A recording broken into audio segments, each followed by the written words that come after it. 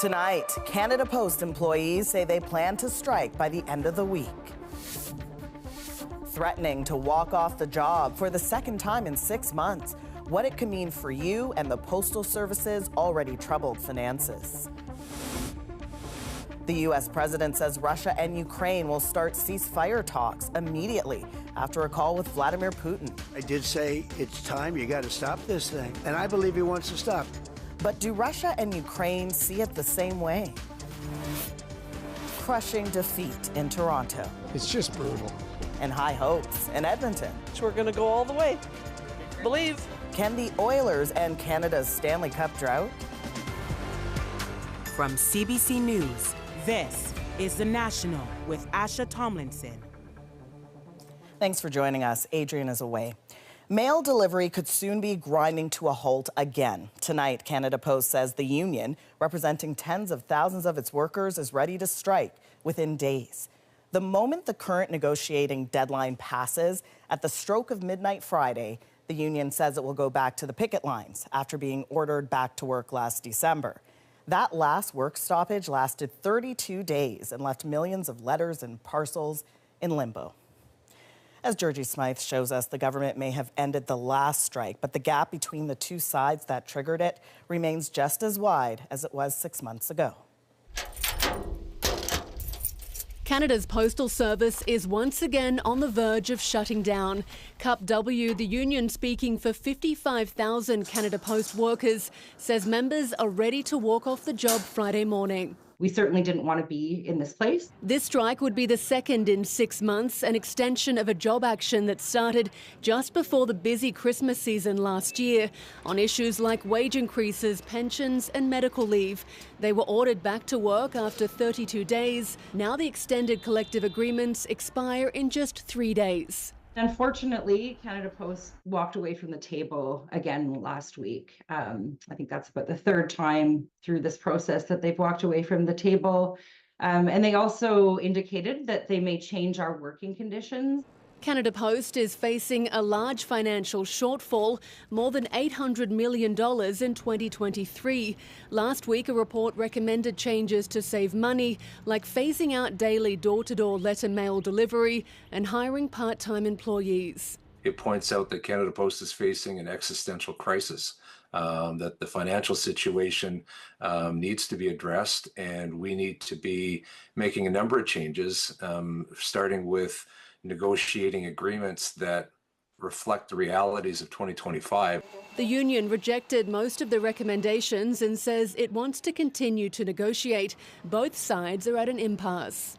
When you intervene, you really don't solve the underlying problems, they just continue to fester. But acting on the report's recommendations could mean big disruptions too. Restructuring means making Canada Post much, much smaller. This means layoffs of thousands and thousands of workers.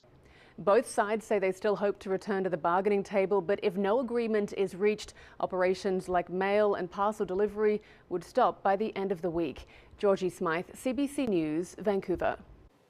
We're learning more tonight about the family torn apart by a devastating crash in Toronto when they were hit by a driver police say was impaired. Thomas Digg with what we know now about the victims. A small tribute to a family left grieving. This busy Toronto roadway still bears the scars of a brutal crash that killed 3 siblings and left the city in shock. The children now identified by a family friend as 13-year-old Jace, 15-year-old Ramon, and 6-year-old Maya Lavinia, according to the Toronto Star. A GoFundMe page has raised more than $85,000 for the family, with the organizer writing loved ones are still trying to cope with what happened before considering any funeral arrangements. The outcomes of incidences like crashes that cause fatalities and injuries is almost immeasurable. You know, their worlds are turned upside down and there's no going back. The high-speed crash at about 12:30 Sunday morning, leaving behind the mangled wreckage of 2 minivans. Police blame a driver who they say had been drinking and slammed his vehicle into the family's van stopped at a red light. We as a Toronto Police Service, we educate the public of the danger of drinking and driving, and this is a result a family is torn apart. Officers took away a 19-year-old suspect in handcuffs and laid a dozen charges, including impaired and dangerous driving offenses. You know, I hope it makes people stop and think about their own choices. The crash also sending to hospital the children's 10-year-old brother, their mother, and a family friend. All of it leaving even the most seasoned first responders overcome with emotion. Speaking to the senior officers that have well over 30 years on the job, this is one of the more difficult ones we've attended. The suspected drunk driver, Ethan LaHoulier, has made one appearance in court already and is expected to be back in the days ahead. A family member of the accused tells us what happened was a horrible tragedy. Thomas Daigle, CBC News, Toronto.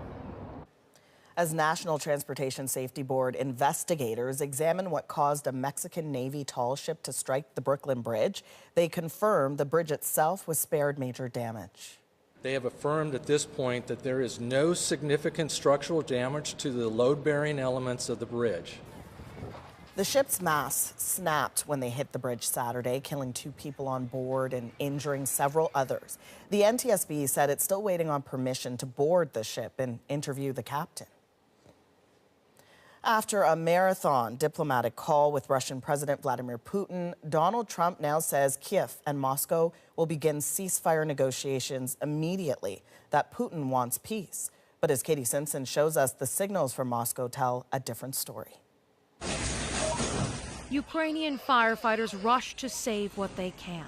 A weekend of relentless strikes, homes and lives destroyed after Russia launched its largest drone attack yet, ahead of high-stakes talks with the U.S. president. We just spent 2.5 hours talking to Vladimir Putin, and I think some progress has been made. On social media, Trump announced Russia and Ukraine will immediately start negotiations toward a ceasefire, with conditions to be negotiated between the two parties.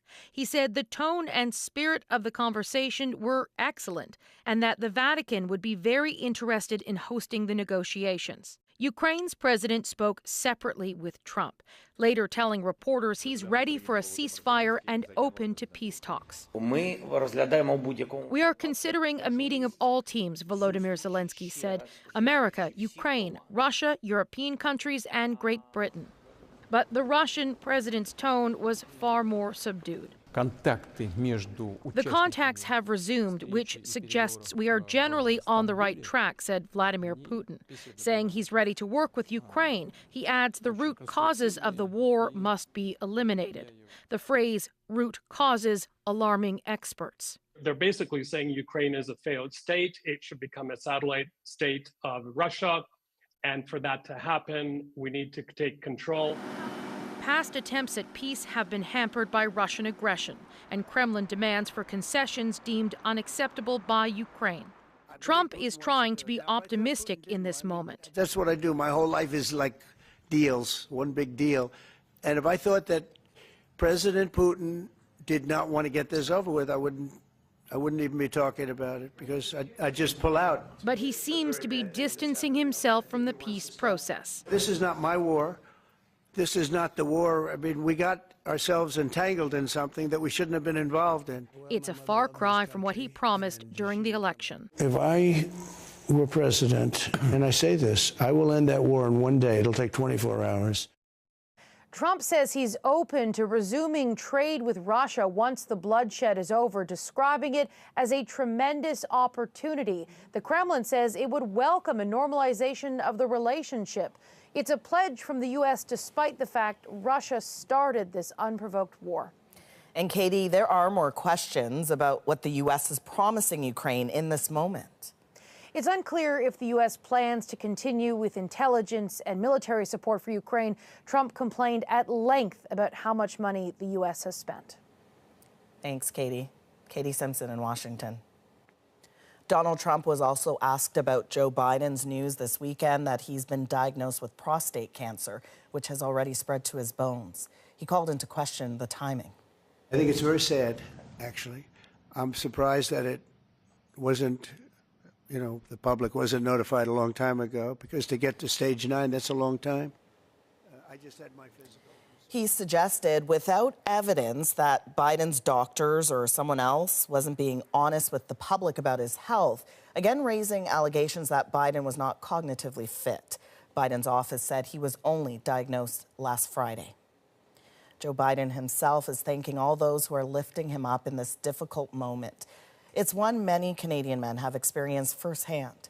Vanessa Lee takes a closer look at how prostate cancer is detected and the symptoms to watch for. In Joe Biden's first public message since being diagnosed with an aggressive form of prostate cancer, the former president thanked his supporters, saying, "Cancer touches us all. Like so many of you, Jill and I have learned that we are strongest in the broken places."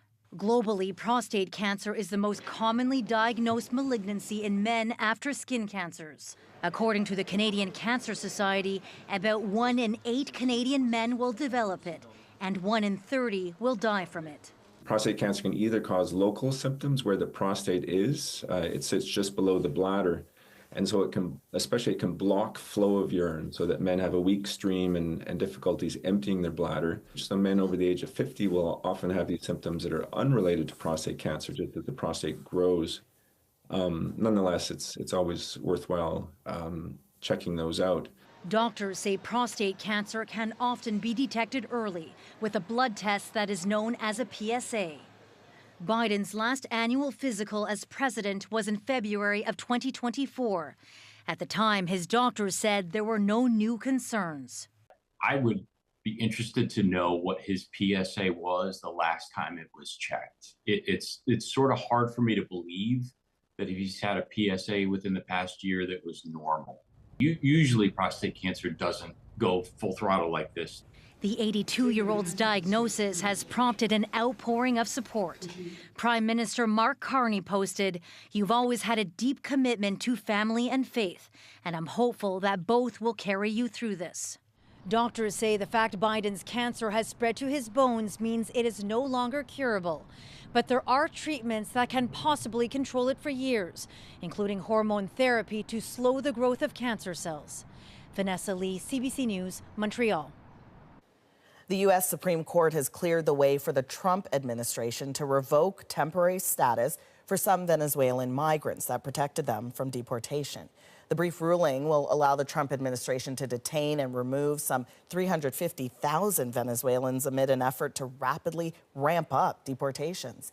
This follows a White House announcement that protection for some 9,000 Afghans who fled persecution under the Taliban regime will expire tomorrow. And it follows last week's fast-track acceptance of a group of white South Africans as refugees into the U.S.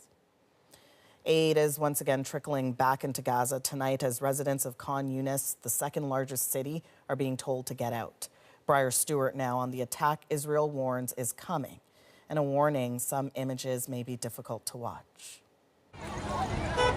Along the roads leading out of the city of Khan Yunis, a desperate exodus.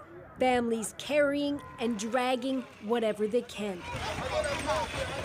Israel's military told them to leave in one of the largest evacuation orders in months as it prepares to launch what it calls an unprecedented attack against Hamas.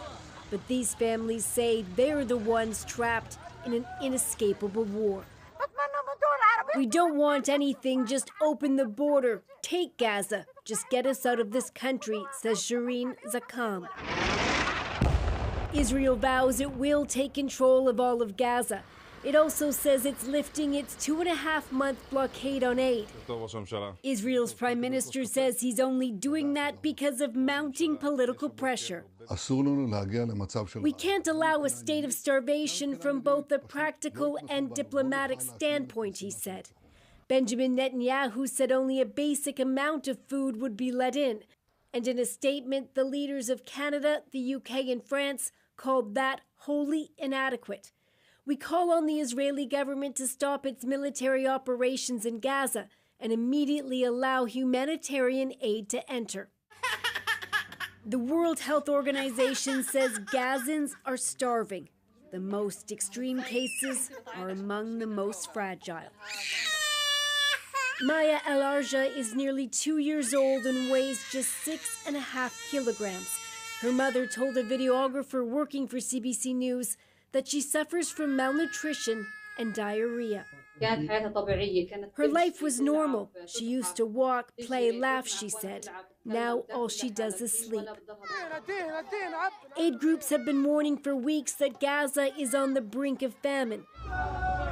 Already tens of thousands have been killed in a year and a half of fighting. As Israel pushes in to try and defeat Hamas, all Gazans remain caught up in an intensifying war. Briar Stewart, CBC News, London. Wildfires are forcing more than 800 people from a northwestern Ontario First Nation from their homes. Wabaseemoong Independent Nations is not far from the Manitoba border, where an out-of-control wildfire is growing. It's more than 100,000 hectares, about twice the size of Winnipeg. Some 40 firefighters from Alberta arrived today to help. The destruction from wildfires can be long-lasting, and for some BC condo owners, it's led to a frustrating standoff. Their homes burned down nearly 2 years ago. They want to rebuild, but can't because of an issue with utilities. Brady Strachan explains. Right over there in the corner, that back corner, was my place. This lot of broken concrete and twisted metal is all that's left of Maria Hart's home. When I came to look at it after and saw the melted cars, that was incredible, like a war zone. Hart owned a condo in an apartment building on a private resort near Kelowna. Built in the 1970s, Lake Okanagan Resort was a symbol of luxury at the time. But in 2023, most of the buildings, including her home, burned to the ground. Hart and her neighbors want to rebuild, but they can't get building permits until utilities like water and sewer are restored, something the resort had been supplying in the past. This was our home. It wasn't an investment property. It wasn't a rental. It was what we had planned on retiring in. CBC News has repeatedly emailed and phoned owners and managers at Lake Okanagan Resort. They have not responded to our questions. With few answers from the resort, these condo owners want the province to step in and force the company to hook up utilities. That leaves residents like us extremely vulnerable, and there's no repercussions for the utility owner, and they can literally walk away, leaving us basically stranded. They say the resort has stopped responding to their questions, and despite pleas to the provincial government, nothing substantive has been done yet. Every level of government has failed us up until this point. The province says it can't force the resort to restore utilities or transfer them to the condo owners. This is really the first one in British Columbia that's this extreme. This is the one that's as complicated. He says it could take years for this issue to be resolved, and it may end up in the courts. Meanwhile, condo owners like Hart are still paying mortgages and other expenses related to their properties. Friends and family ask me, well, what are your plans? I don't know. Brady Strachan, CBC News, near West Kelowna. There is now just one Canadian team left in the fight for the Stanley Cup. Everything's going to be all Edmonton now. Oilers fans are ready for outsiders to jump on the bandwagon next. Donald Trump is pushing to make more in America again. And if so, how much more is it going to cost you? Andrew Chang breaks down why some say that's unlikely. And N is for Netflix, a new home for the Sesame Street gang. We're back in 2.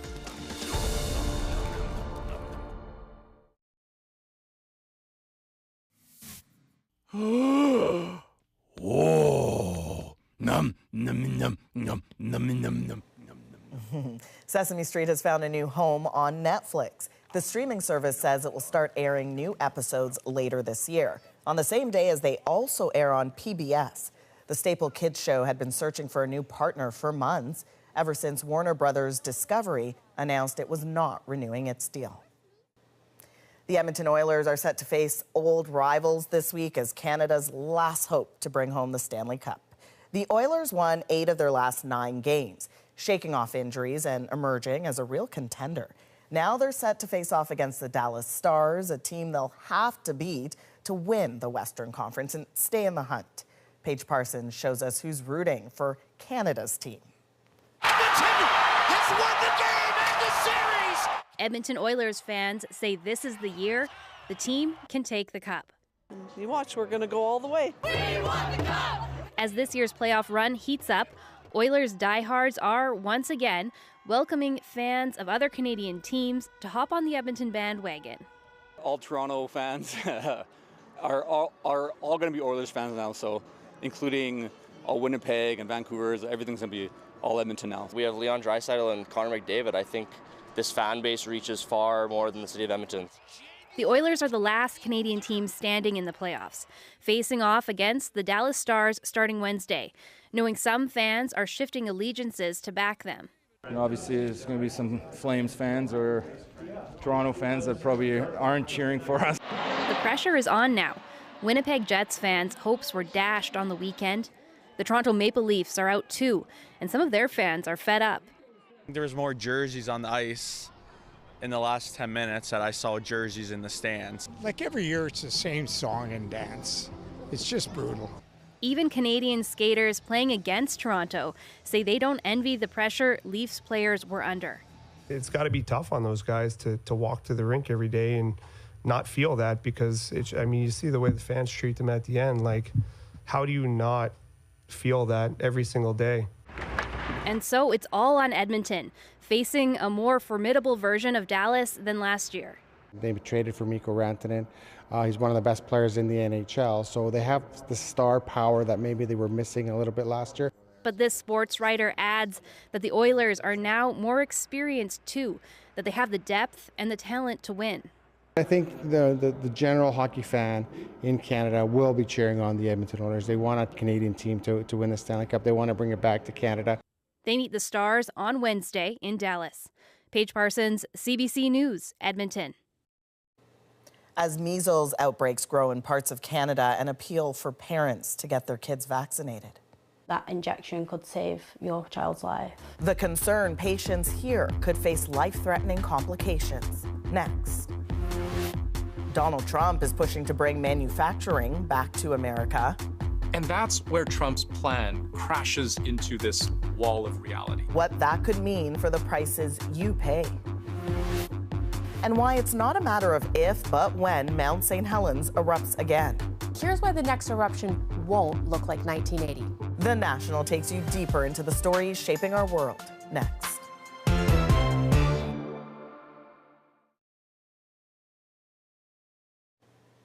Measles continues to spread in Canada at a rate not seen in decades.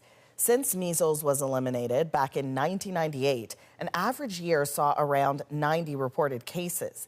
This year, there's been more than 2,100. That vast majority so far from outbreaks in Ontario and Alberta.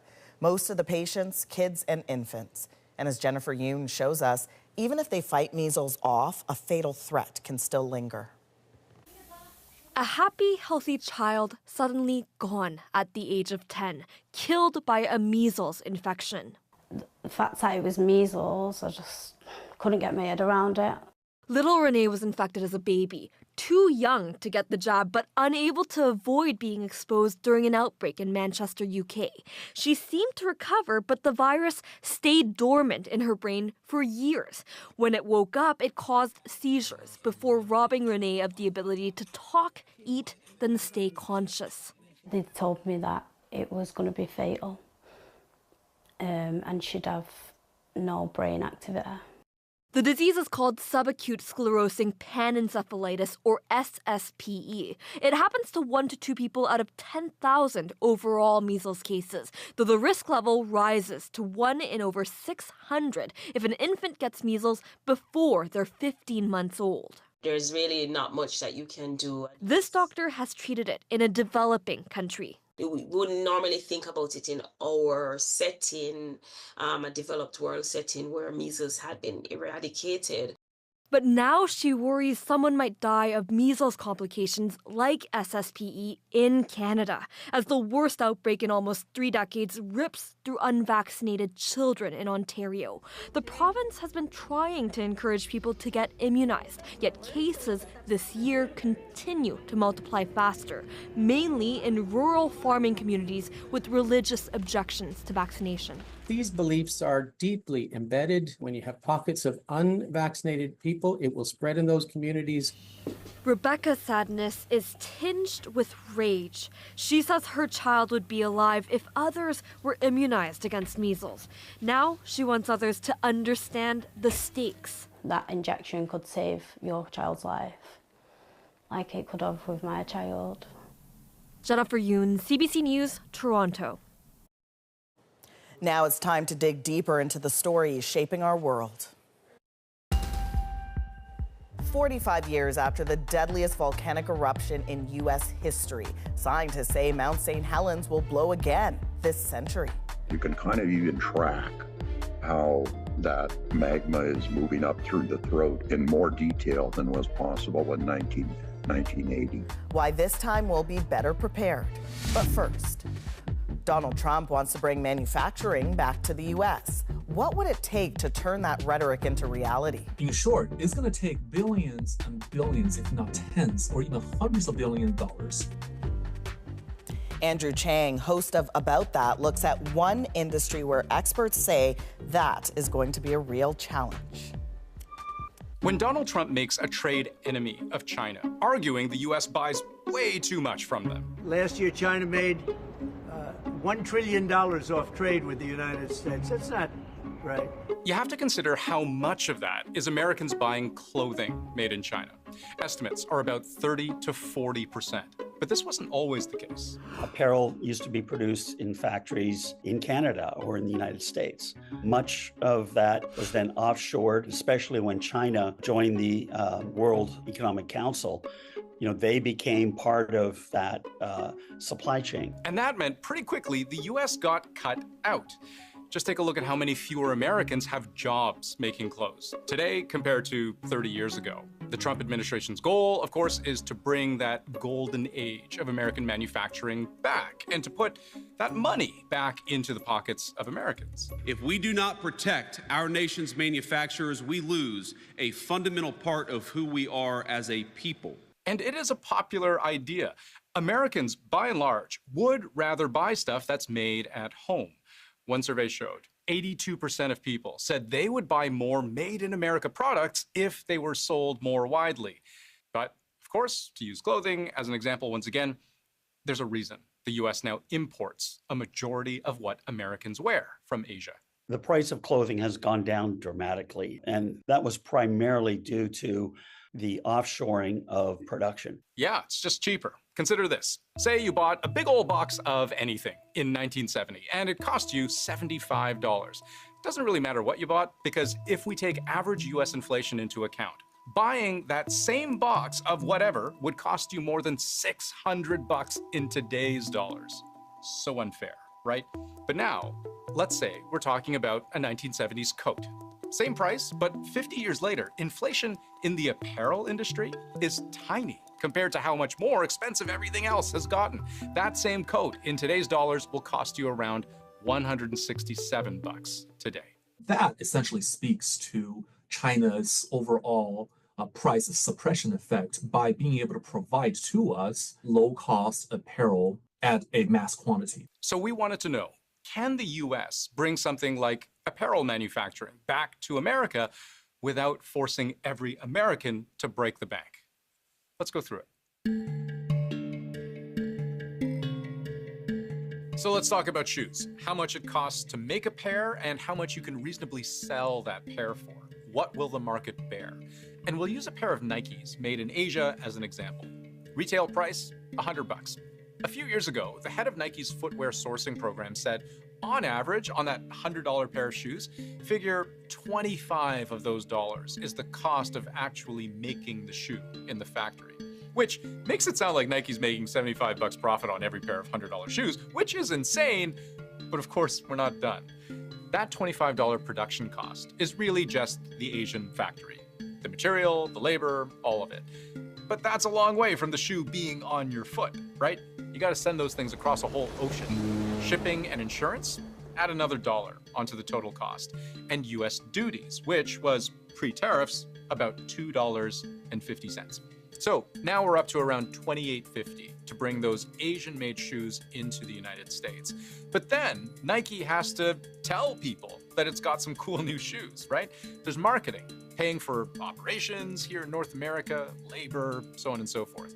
And that's a big expense, another $15 on this particular pair of shoes. There's also taxes, because of course there's taxes. And we're now basically at just over $45. But you're still not wearing the shoes, because it's not like Nike makes most of its money selling direct to consumer. It sells mainly through stores like Foot Locker or Sports Experts, and they're gonna want their cut as well. According to Nike, a retail store might pay them around $50 for the shoes, and this is where Nike takes the money and exits the transaction, pocketing a relatively small profit of $4.50. But now, this shoe is the retailer's problem. They've got to recoup the $50 they just paid Nike and all of their other operating costs too. So that's why they're setting the price to you, the customer, at $100. But here's the kicker. According to Foot Locker's financial statements, they don't tend to sell $100 shoes for $100. They might sell that pair for closer to $60 because of all the discounts that they have to offer to actually move product before the end of the season.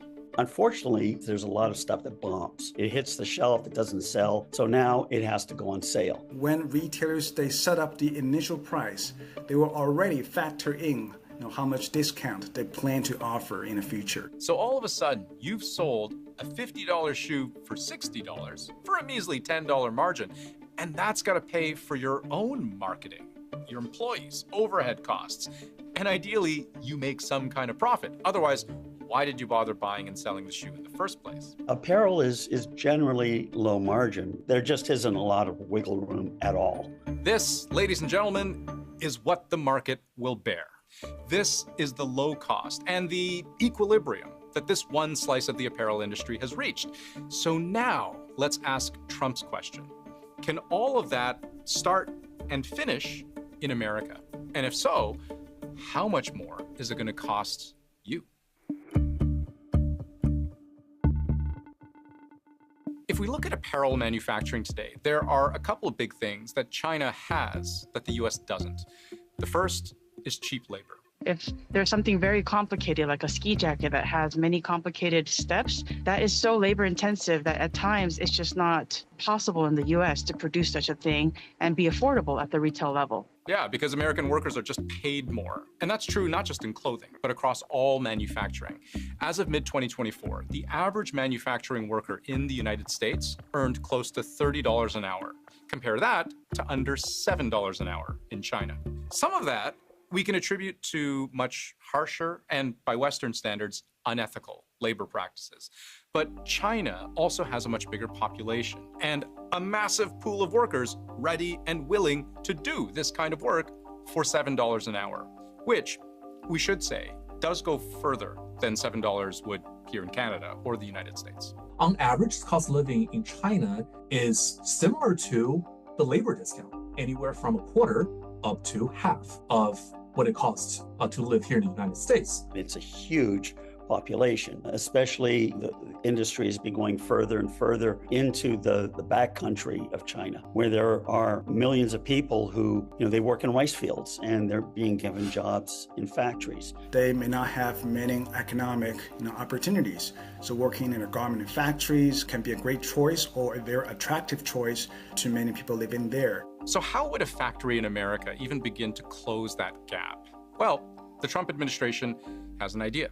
How can we compete with that labor? The answer is robotics are going to do it better and cheaper. And the key to robotics is going to be American AI and American intuition and the American technology. The idea here being, if you can delegate some of the more mechanical work to robots, like Tesla's Optimus, that could improve efficiency and reduce costs, right? And according to Trump's team, this could also create new, higher-paying jobs for Americans running those robot factories. You're going to see the greatest surge in training for what we call tradecraft, teaching people how to be robotics mechanics, engineers and electricians for high-tech factories. Except this too has a cost, a big upfront cost, because they're not just talking about moving factories to the United States. They're talking about creating something better and more efficient than what China already has, and doing it from the ground up. That's not easy. The Chinese government invests significantly in different industries. So when you look at the equipment they have there, which is, the spinning, weaving, bleaching, the cut and sew operation, it's all highly automated. So they have some very efficient processes.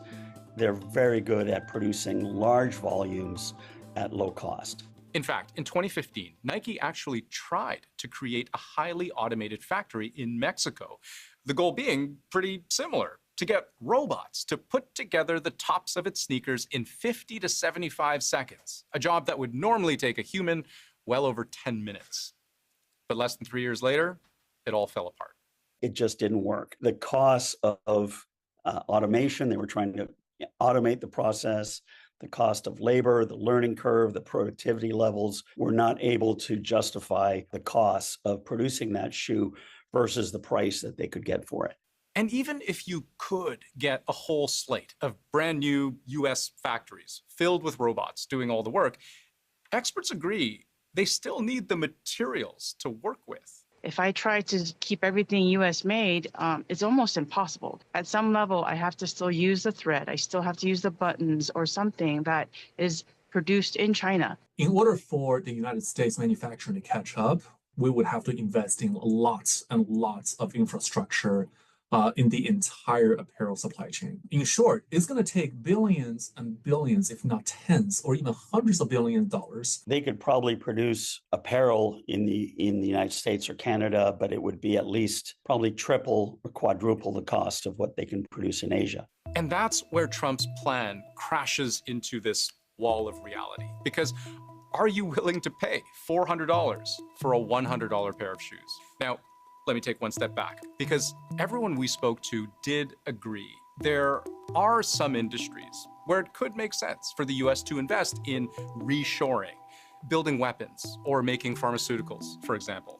These are very arguably issues of national security. But not every industry is like that. And the example of clothes, a source of major domestic manufacturing loss in the United States. It is simply not feasible for America to get a lot of these jobs back. Personally, I do not think this is a reality. It just doesn't make sense. The consensus is pretty clear. Now to a story you'll see here tomorrow night on The National, captured by our CBC News team when they were recently inside Iran. Here's a preview. I'm Margaret Evans in Tehran, where a startling number of women are daring to defy the religious edicts of Iran's ruling clerics, choosing not to cover their hair as required by law. People go to jail in this country sometimes, or they get fined. Are you not afraid anymore? I am afraid, says Saha, but I'm doing this because I don't want a daughter of mine to have the same fear as I do. Memories are fresh. It's been less than 3 years since a brutal crackdown on protests following the death of Mahsa Amini in custody for an alleged dress code violation. The changes we've been witnessing here really are extraordinary. Whether they're going to last is another question. Quiet courage, tomorrow on The National. This weekend marked 45 years since the deadly Mount St. Helens disaster, and scientists say the volcano will erupt again. But it's not going to play out the way you might think. Johanna Wagstaff breaks down what could make the next blast different right after the break.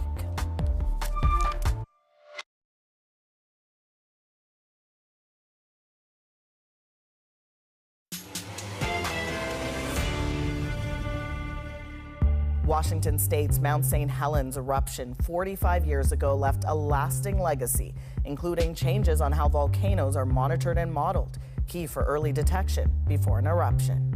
Damage and death is difficult to predict, but you can use the form of the volcano to kind of give you some idea. We know it will erupt again. It's just a matter of when. Johanna Wagstaff breaks down why the next blast will be different and how new tools and techniques could reduce the risk. This is the side of Mount St. Helens blowing out 45 years ago. And this is where we think the next eruption will happen, which will be in our lifetime, by the way. But it's not going to play out the way you might think. Here's what we know and why we're so confident it will happen. So first of all, the when. Mount St. Helens is an active, explosive, regularly scheduled volcano. It's erupted more than any other in the continental US over the past few centuries. And volcanoes like this tend to blow about once every 30 to 100 years. Yep, we're getting into that window. But here's the thing, these eruptions don't come out of nowhere. Scientists will see it coming. Kind of highlighted that these things don't necessarily occur out of the blue, because there had been this swarm of earthquakes around the volcano that indicated that molten magma was moving up the throat of the volcano. And the other thing that was kind of ominous was the volcano was swelling. I think, at that point they issued an evacuation. That was 1980. But Mount St. Helens is still very much alive. Just last June, there was another spike in earthquake activity. Magma started moving again. It didn't reach the surface, but scientists call this a recharging event, a sign that the system is priming itself. So yes, it will erupt again, and yes, we will get warning signs. But here's why the next eruption won't look like 1980. That one didn't blow straight up. It blew sideways. Why? Because the mountain's flank had been weakened by a large body of molten rock inside. Eventually, that slope gave way. A landslide triggered a rapid pressure drop, and the magma exploded out the side in what's called a lateral blast. That sideways eruption is what caught people off guard. Today, that slope is gone. In its place, a deep crater, and that crater acts like a pressure valve. If magma builds up again, it's more likely to vent upward or into the crater instead of pushing through a plugged, unstable slope. But don't get too comfortable. An eruption straight up doesn't necessarily mean it's safer. Damage and death is difficult to predict, but you can use the form of the volcano to kind of give you some idea. And the earthquakes now can be located so precisely with the seismic monitoring equipment that you can kind of even track how that magma is moving up through the throat in more detail than was possible in 1980. So 45 years later, we're not only expecting another eruption, we have better tools, better models, and a better sense of timing. But the force of nature, that's still very real. Well, I remember very vividly, I was assembling a group for a geological field trip, actually. It was in Vancouver. As we were assembling, this was about 8 a.m., there was this huge, what sounded to me like an explosion. There was a sound wave from the eruption as it turned out, from the volcano, and it echoed off the North Shore Mountains. It was it could have been a ship exploding in the harbor, but it was actually the eruption of Mount St. Helens, as a sound wave just jetted through the city. It was totally remarkable. And to give you a sense of scope here, that eruption echoed along BC's south coast, causing strong shock waves over 1,000 kilometers away, with ash drifting as far as Alberta. Up next, they escaped the farm and hit the highway. We've been trying to rustle them or wrangle them or direct them into trailers. The moment a herd of cows caused a traffic jam after the break.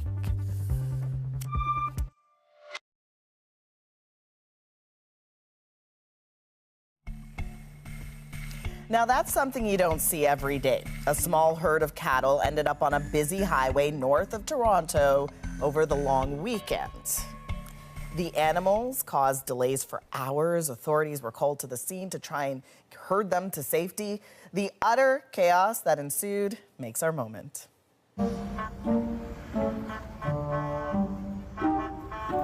We were getting 911 calls, all morning long as they were reporting these cattle.